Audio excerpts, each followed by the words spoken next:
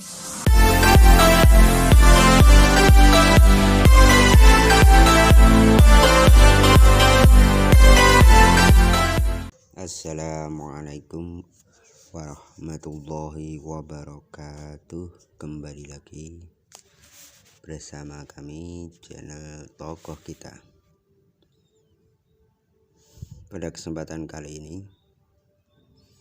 kami akan mengulas singkat tentang biografi tokoh karismatik Indonesia, tokoh ulama, merupakan seorang tokoh ulama yang sangat berpengaruh di dunia internasional maupun di Nusantara.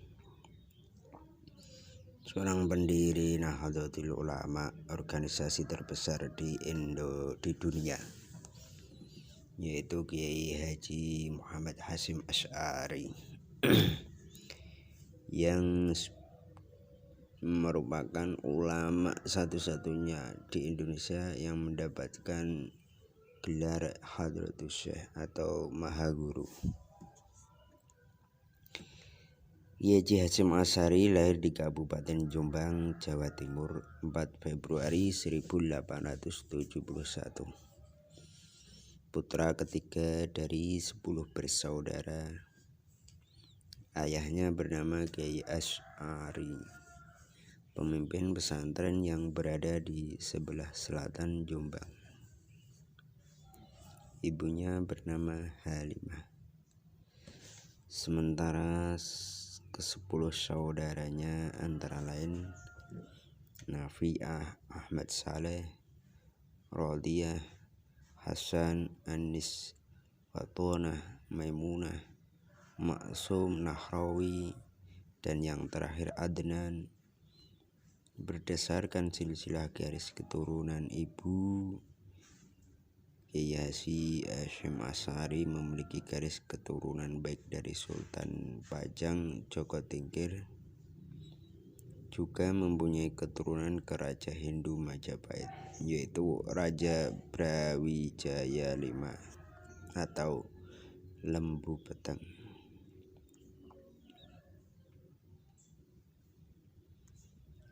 Silsilah Kiai Haji Hasyim Asy'ari berdasarkan garis keturunan ibu.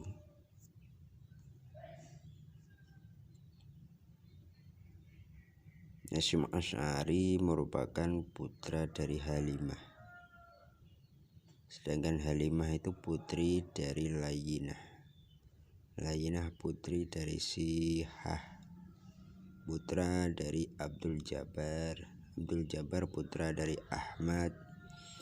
Ahmad putra dari Pangeran Sambo.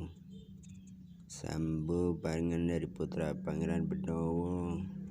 Sedangkan Benowo termasuk putra dari Joko Tingkir atau Mas Karebet. Dan Joko Tingkir putra dari Prabu Brawijaya V atau Lembu Peteng.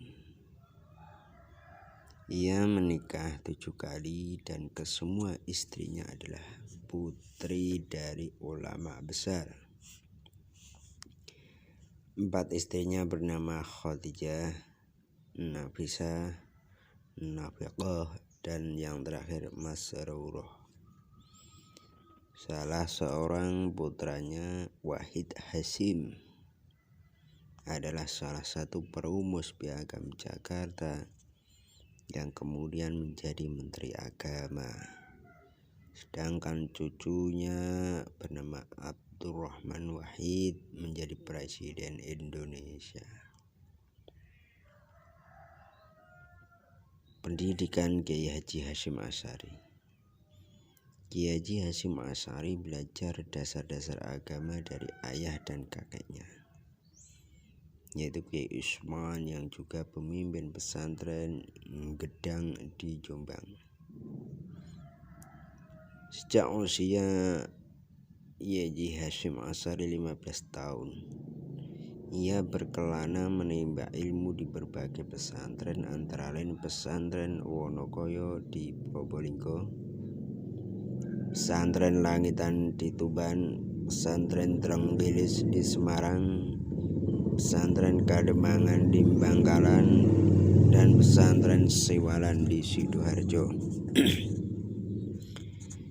Pada tahun 1892 Kiai Haji Hasyim Asy'ari pergi menimba ilmu ke Mekah dan berguru pada Syekh Ahmad Khatib Minangkabau, pada Syekh Muhammad Mahfud At-Tarmasi, Syekh Ahmad Amin Al-Attur, Syekh Ibrahim Arab, Syekh Sa'id Yamani, Syekh Rahmatullah, Syekh Soleh Bafadol, Syekh Abbas Al-Maliki, Syekh Alwi bin Ahmad Asgaf, Syekh Husain Al-Habsyi. Di Mekah, awalnya Kiai Haji Hasyim Asy'ari belajar di bawah bimbingan Syekh Mahfud dari Termas, Pacitan, yang merupakan ulama dari Indonesia pertama yang mengajar Sahih Bukhari di Makkah. Syekh Mahfud adalah ahli hadis, dan hal ini sangat menarik minat belajar Kiai Haji Hasyim Asy'ari, sehingga sekembalinya ke Indonesia pesantren ia sangat terkenal dalam pengajaran ilmu hadis. Ia mendapatkan ijazah langsung dari Syekh Mahfud untuk mengajar Sahih Bukhari, di mana Syekh Mahfud merupakan pewaris terakhir dari pertalian penerima atau isnad hadis dari 23 generasi penerima karya ini. Selain belajar hadis, ia juga belajar tasawuf dengan mendalami tarekat Qadiriyah dan Naqsabandiyah. Kiai Haji Hasyim Asy'ari juga mempelajari fikih mazhab Syafi'i di bawah asuhan Syekh Ahmad Khatib dari Minangkabau, yang juga ahli dalam bidang astronomi atau ilmu falak, matematika, dan aljabar.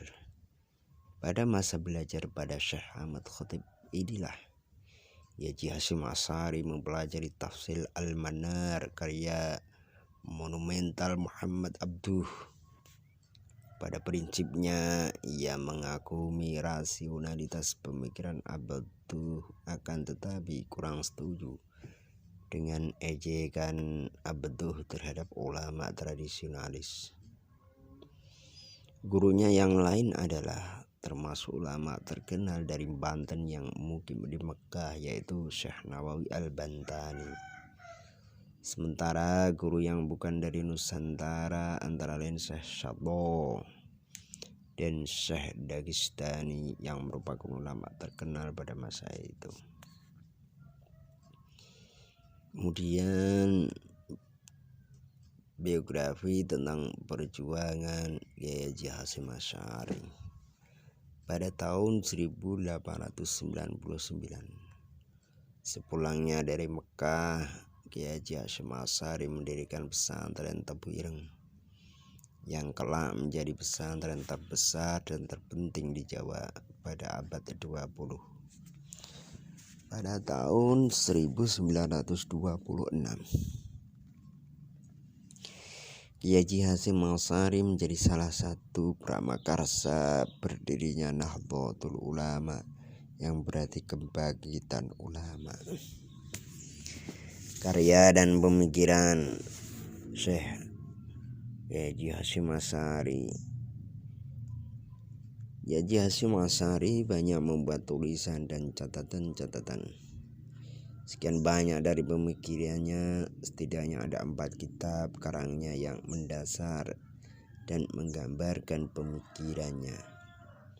Kitab-kitab tersebut antara lain Risalah Ahlussunnah wal Jamaah fi Hadisil Mauta wa Asyratis Sya'ah wa Bayan Mafhumis Sunnah wal Bid'ah, atau Paradigma Ahlussunnah wal Jamaah, pembahasan tentang orang-orang mati, tanda-tanda zaman, dan penjelasan tentang sunnah dan bid'ah.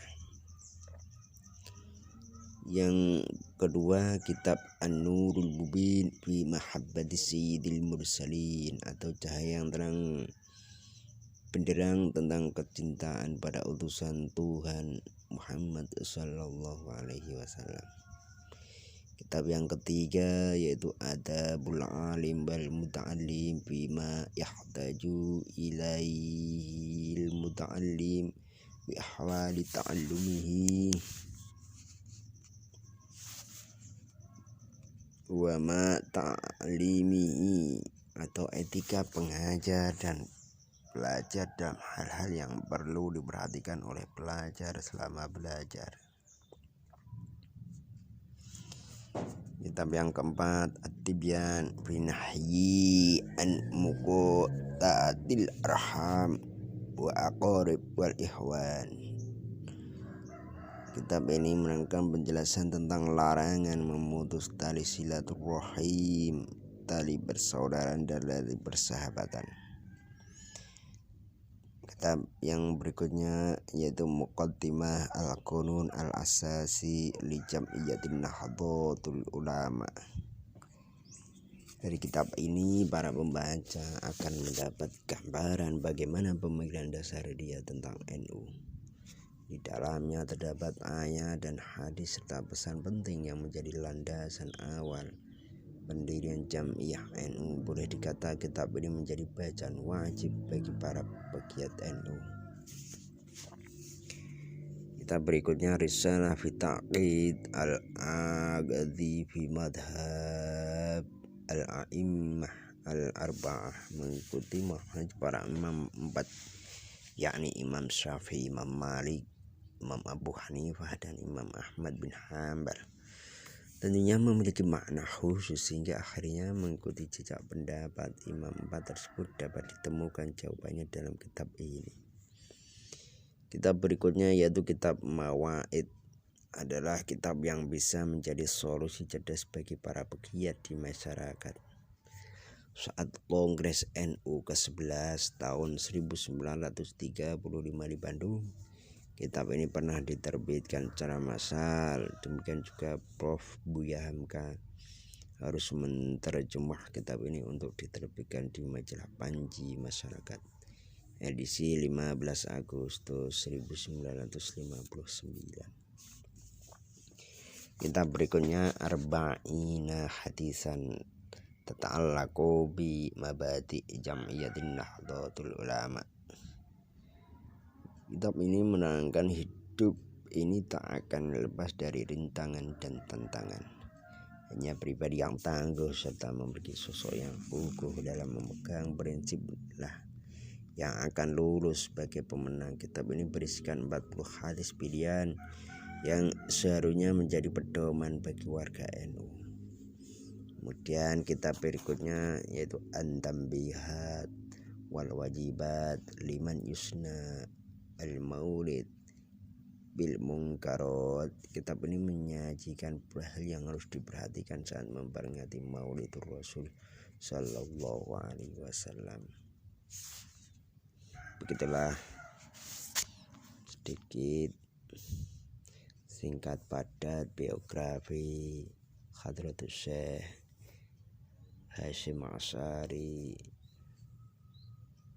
Raisul Akbar Nahdlatul Ulama.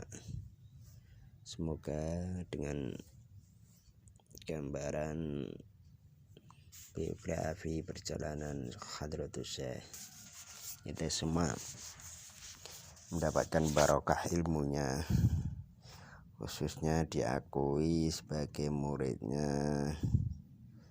karena ikut serta dalam menjaga organisasi yang diridhoi oleh Allah Subhanahu wa taala, Nahdlatul Ulama.